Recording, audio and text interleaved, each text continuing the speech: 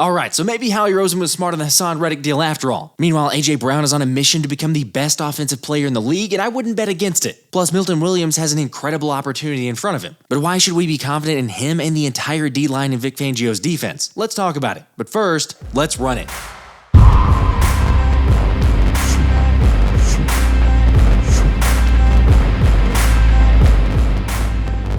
What's up, guys? I don't know if you heard or not, but Jason Kelce might be interested in backing out of his ESPN deal, saying on a recent New Heights episode that he'd back out of the TV deal immediately if it meant he could own even part of the Philadelphia Eagles. Granted, that cost a small fortune, with the franchise being worth $7.5 billion. Although with owner Jeffrey Lurie potentially looking to sell a minority stake, maybe it's not out of the question. I mean, let's be honest, if you were an investing group or a benefactor or anything like that, wouldn't Jason Kelce be the first one you'd look to partner with? However, as much fun as that might be, I highly doubt Kelce does much besides the ESPN gig for at least a year or two. But in the long run, there's no way, the signs are telling it, but he's going to be back in the Eagles in some capacity. Anyway, on the topic of former Eagles, Haason Reddick isn't showing up to Jets minicamp, which was a surprise to several people in the building since Connor Hughes reported that both sides were believed to be on the same page, citing an understanding there would be no contract extension before the season, and the plan was to play it out, play well, and then get the deal you deserve after the year. Hold up, do you really think that Howie Roseman would have traded Haason Reddick if he was actually okay with that outcome this season? I'll answer that for you. No, because if that had been the case, you would have gotten a comp pick for him at the end of next year anyway. Like, it's ridiculous that New York didn't even get something done at the point of the trade, or really even before. But to say something changed is just insanity. I don't know, like I talked about in another video, maybe Howie fleeced the Jets because it seemed pretty clear that deal wasn't getting done.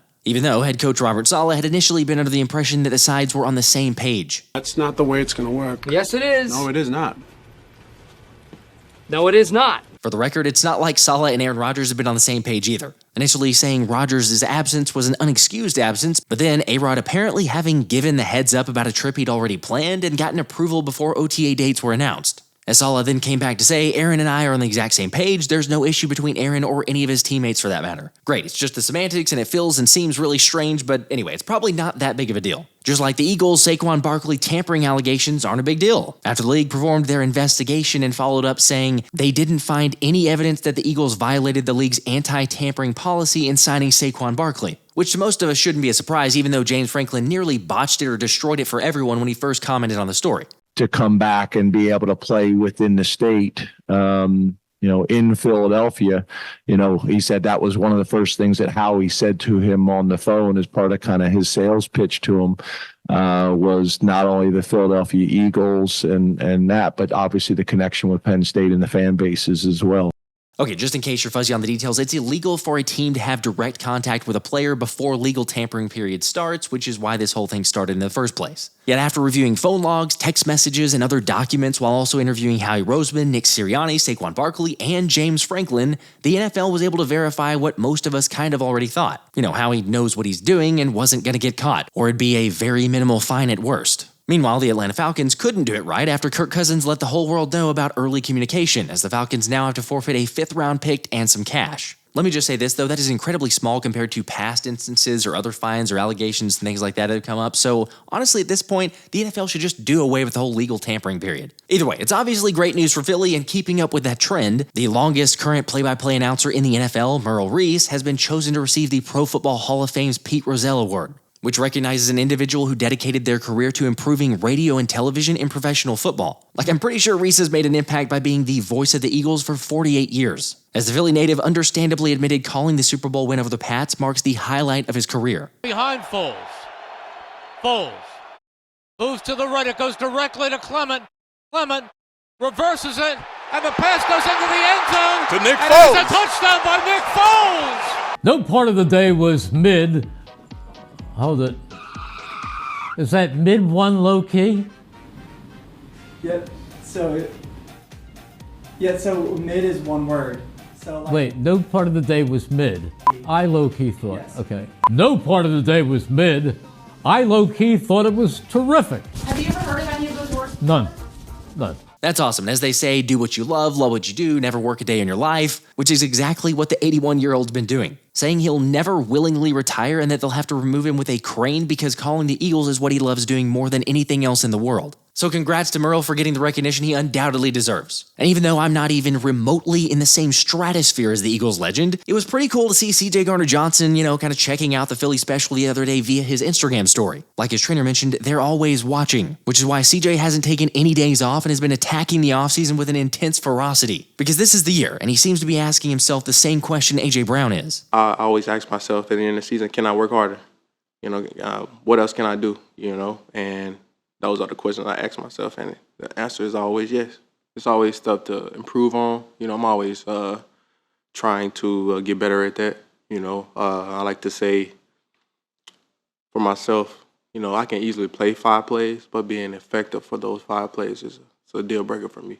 This is just one of the many things that makes AJ Brown so good. Now sure, I get it that just about everyone said they're in the best shape of their life this offseason, and maybe that's true and maybe it's not. However, judging by Brown's workout videos and photos and additional reports, I'd be willing to bet he's for real. I mean, Swole Batman's living up to the name. Constantly getting in workouts. As ESPN's Tim McManus reported, AJ showed up to train just 3 weeks after the disappointing playoff loss to Tampa in January. And then with his trainer, Joey Garaccio, saying he was pissed off about not being able to play in the playoff game and finishing the season with his teammates. So AJ committed right then and there to being in the best shape of his life, which is when he focused on acceleration drills, sled pulls, chain pulls, and even incorporating boxing. So basically just whatever it takes. And sure, there's obviously no guarantee, but it'd be hard to argue the results, especially since the 26-year-old reached speeds of 23 miles per hour again this offseason. But the biggest change for AJ actually hasn't been the workout, it's in fact been the diet. With a 3-time Pro Bowler buying into all of the discipline of foods, even cutting out his favorite vices of cake and chips. So maybe not surprisingly, the wideout saw his body fat percentage drop by 2% in just a few weeks, resulting in a leaner AJ who's weighing about 225 and boasts 7% body fat.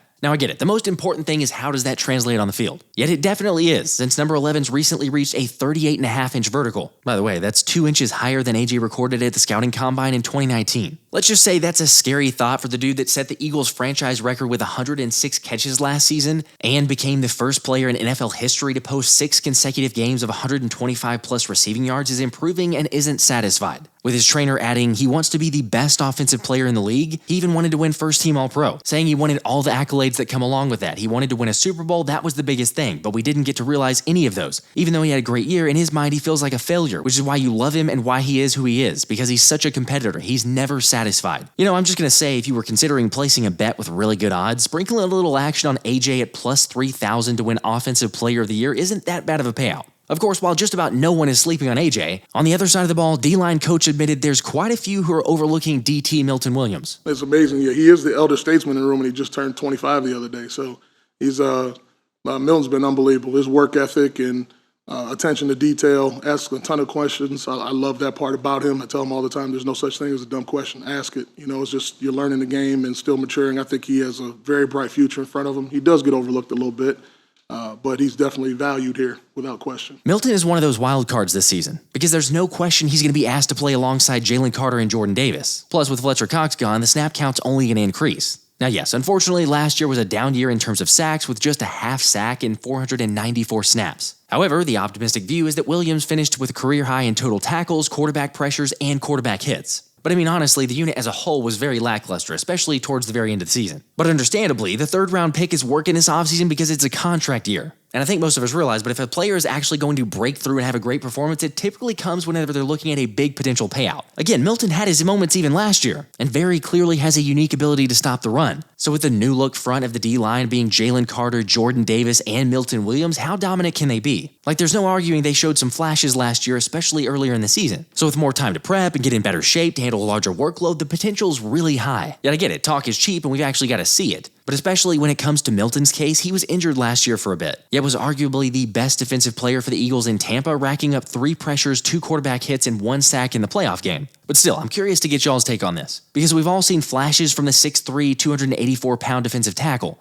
Come on, the dude runs a 4'6" and has the same vertical as AJ Brown, the 38.5-inch vertical one. However, we all know he's athletic, but now we're going to get a great look on exactly how much of a difference maker he can be. Here's where I'm at on this. The Eagles have one of, if not the most athletic defensive lines. Plus, you've got Jalen Carter with something to prove and being in the best shape of his life. Jordan Davis, something to prove, best shape of his life. Milton Williams, the contract, like I just mentioned, all the other details there. The defensive defensive line has a ton to prove there. And then you add on top of it, Clint Hurt, like I mentioned, has been a defensive coordinator, turned guys around. And oh yeah, not to mention guys like Moro Jomo and possibly Gabe Hall who could provide a spell. So the sack numbers should go back up this season. Also kind of obvious, but the improved secondary play is going to drastically improve the defensive line because, they'll actually have more than 2 seconds to get to the quarterback. Just FYI, even as bad as last year was, the Eagles' pass rush still pressured the quarterback at the 13th best clip in the league. So with Devin White admitting recently that Fangio's been having meetings to determine strengths of each individual player and then exploit that, it's certainly a promising sign. Oh, and by the way, just another point to make about generating pressure or the thought that Fangio's system doesn't actually focus on that. It definitely does because Miami ranked number 2 in the league last season and generated pressure. Granted, yes, and I'm perfectly fine with saying Fangio no doubt had some dudes on his defense. However, Andrew Van Ginkel wasn't exactly a big-time player before last season. Honestly, what I think it says is that there was some potential on the squad and that Fangio's scheme maximizes the potential of certainly complementary football on all 3 levels. And if you give the Philly pass rush enough time, they're going to get home to the quarterback, so I'm confident in them. Anyway, having said that, how many sacks do you think the defense ends up with, and who's the top sack getter for you? As always, let me know in the comments, make sure to hit that like button and subscribe if you've not already, and I'll see you guys on the live stream. I don't know, who knows, maybe we'll give something away. Until next time, this has been the Philly Special.